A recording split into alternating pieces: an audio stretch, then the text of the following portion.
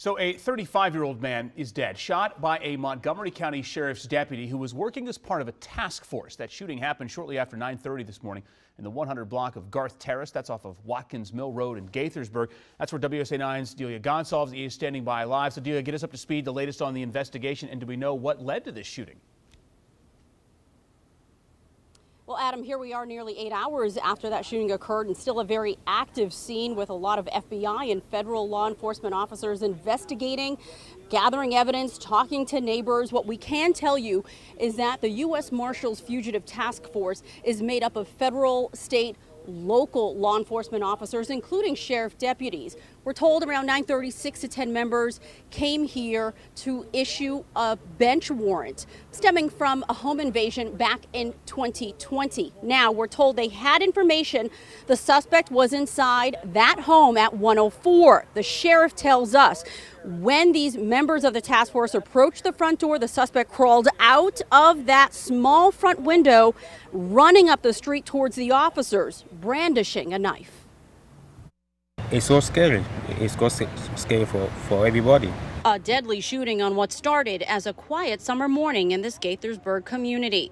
Montgomery County Sheriff Darren Popkin says the U.S. Marshals Fugitive Task Force was serving a warrant at this home on Garth Terrace. We turn over the worst of the worst offenders to this particular group. Sheriff Popkin says that's when the 35-year-old suspect crawled out of the window and ran towards the marshals, including a Montgomery County Sheriff deputy. The shooting happened several feet away from the home. Because they were trying to make time and space, and he was running after them with full speed with the knife. The deputy retreated. They did utilize a taser, trying to not use lethal force to begin with. But unfortunately, the taser did not knock him down. The sheriff deputy, who has 8 years with the department, about 2 years with the task force, fired his service weapon. The suspect was killed. Another man who the sheriff says was trying to get the suspect to surrender was hit too, grazed by a bullet in the leg. He was treated and released.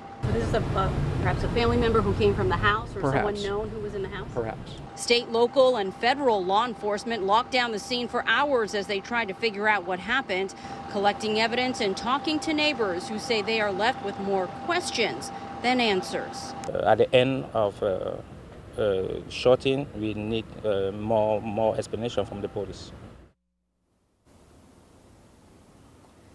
Back here live at this very active scene, neighbors will have to wait some time until they get that explanation and answers they're looking for. The FBI and the Maryland Attorney General's office now investigating this shooting. We're told by the sheriff that they do have independent witnesses of this shooting, including the man who was grazed by that bullet, believed to be a relative of the suspect. But get this, there is no body camera footage of this shooting.